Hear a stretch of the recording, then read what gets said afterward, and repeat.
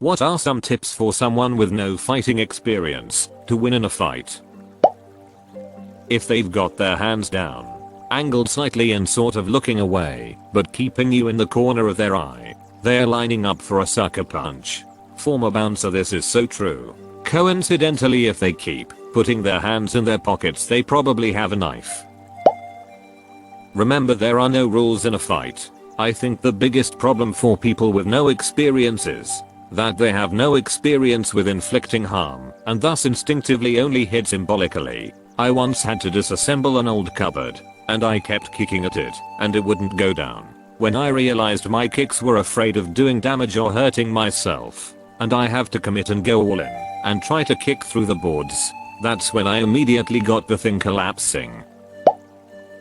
But remember when Tom had you in that headlock and you screamed, "I'm a hemophiliac," and when he let you go, you kicked him in the back? Oh yeah. But will you teach me how to do that?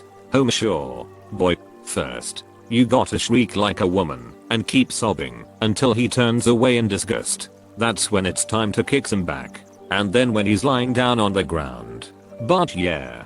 Homer, kick him in the ribs. But yeah. Homer, step on his neck. But yeah. Homer, and run like hell. Homer was the dad Bobby Hill saw he needed. If you aren't in a sanctioned sports competition, there is no such thing as dirty. Most people exhaust quickly in a fight, and you don't want to run the risk that your opponent can last longer than you. Fight quick, fight dirty, and try to finish in 5-10 seconds. Since you honestly have 30 maximum, most people exhaust quickly in a fight, and you don't want to run the risk that your opponent can last longer than you. Fight quick, fight dirty, and try to finish in 5-10 seconds. Since you honestly have 30 maximum, you also just described my sex life. That's my purse. I don't know you. Kick. Perfect sell.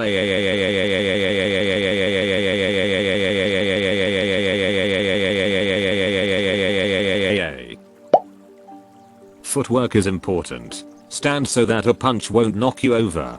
Don't lean into a punch. Also know what advantage you have over your opponent. If he's bigger than you, try to move to the side or behind him. Moving's harder for him, so make him move. If he's taller, get in close so his reach advantage is taken away. If he's lactose intolerant, throw milk at him. Throw sand in your opponent's face. Can it come from a pocket? Preferably. If there's no way to avoid it, try to keep a low center of balance and make sure to keep your feet on the ground. Don't kick or anything. Once you lose your balance and you're on the ground, it's over. Edit yes. Apparently everyone and their brother has jiu-jitsu training. The question literally says for people with no fighting skills. If you do go down, bring them with you. But generally, try to keep your balance. Never use haymakers, hooks and football kicks. They're ducking stupid and will get you beat real fast. The trick is straight punches using your hip to throw your arm a bit more. Try to get in close so the aforementioned kicks and haymakers won't be able to get enough power in. Keep your hands up. If you have to dodge, go sideways instead of back so you keep the distance advantage. But either way, don't get in a fight in the first place. This is the advice you want to listen to right here. Don't try to emulate Mike Tyson and end the fight with one haymaker. You'll fail. Keep it simple. A straight jab to the nose will make your opponent's eyes tear up and can tip the scales in your favor. Get naked. Pro tip: naked with shoes is somehow more naked than full naked.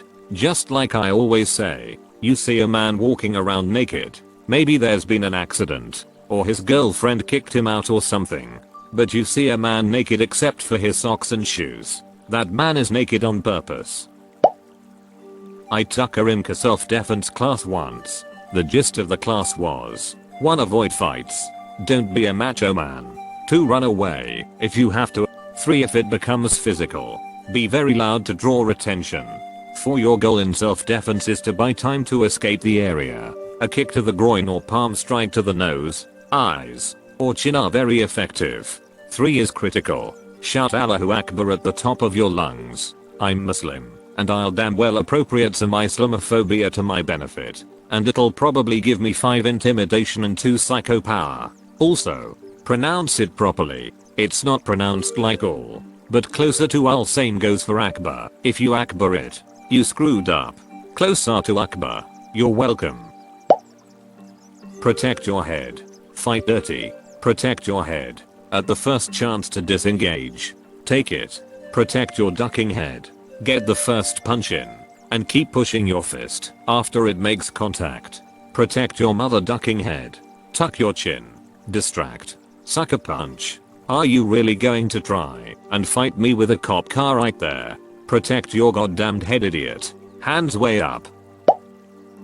Go for the sensitive soft spots. Eyes, ears, nose, throat, solar plex, groin, armpits, and frontal part of the elbow. Oh, and don't assume you know how to throw a punch. You'll get boxer's fractures. Edit. These are just sensitive points on the body and not necessarily points where you should strike an opponent. Armpits are sensitive because they contain nerves, blood vessels, and lymph nodes. Try pinching that area or gouging your thumb or a pointy object into it. The cubital fossa frontal part of the elbow is also sensitive and has thin skin. Eyes are great for gouging as well.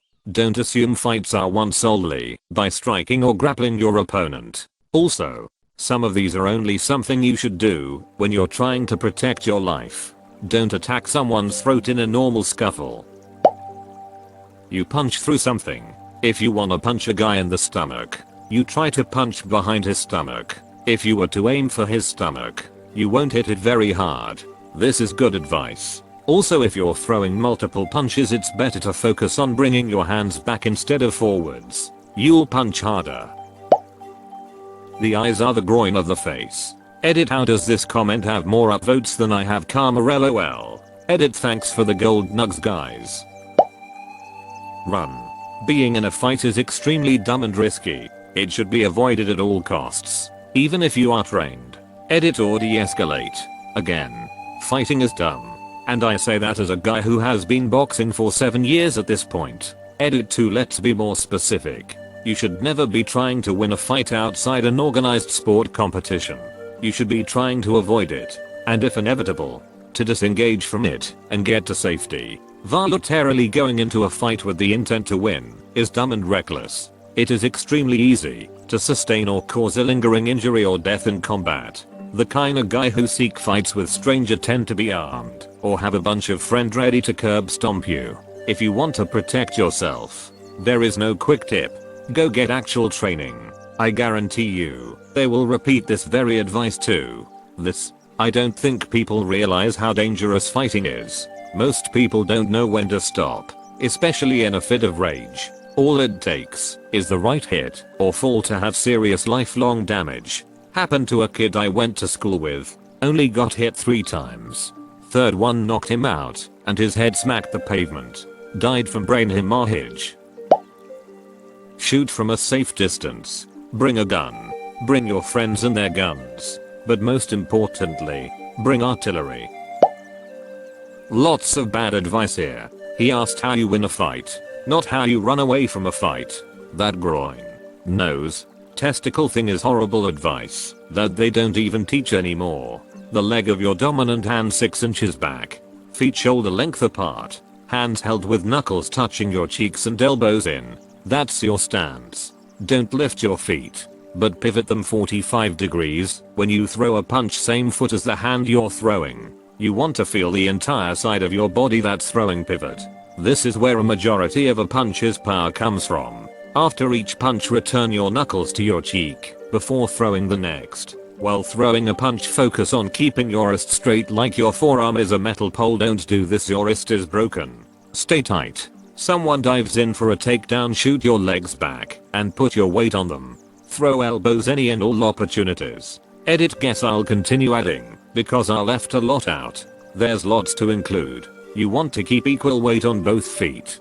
Don't put all your weight on one leg. If that's lifted, you lose all balance. Have the foot of your dominant hand, which should be back, with your toes pointing to either 2 or 3 of the clock. If someone aims for a body blow, lower your forearm, which should be touching your body. If your knuckles are properly placed, and head as your knuckles never leave your cheeks. When you throw a punch, you will really want to lean forward or backwards. No, not do this. Biggest indicator that someone doesn't know what they are doing. If you do this, you cannot move your feet at all or pivot properly, thus losing all power. In terms of movement, you should be doing a shuffle step with one foot and lightly drag the other. Feels weird, especially keeping your stance dominant hands foot 6 inches back shoulder length apart. When you step, your feet will be slightly more than shoulder length. Shouldn't be more than 3 inches. You go left, move the left foot first. You go right, move your right foot. Never cross your legs. Bigger people hit harder because they have an easier time putting mass into the hit. The same thing can be accomplished with pivoting your body appropriately. People get knocked out, not by the force of the hit, but the jarring in their brain. Which is why you see videos of someone barely getting touched and getting knocked out. This is why uppercuts 5 feet and 6 feet and hooks 3 feet and 4 feet are so often responsible for knockouts. It's harder to see them. You see a hit coming, and your body involuntarily tenses up the proper neck muscles to prevent brain jarring. So hitting someone at novel angles is ideal. If your dominant hand is right, your right leg should be back. Your left leg is forward. In this position, punches with your left hand are jabs 1. These are the only punches you should throw consecutively. Keep jabbing pretty much non-stop.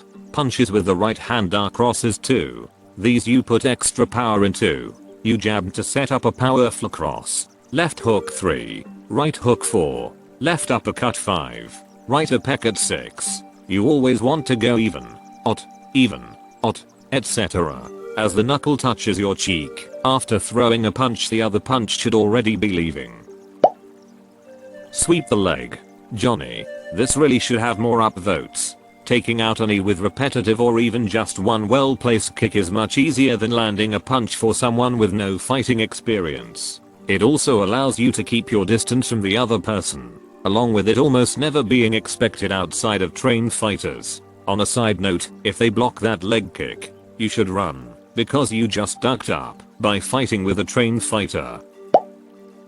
Take off your pants and stare at them in dominance. Your opponent will either be totally confused and will leave them open for an attack, or will run away in fear. This is especially effective if you have a big package.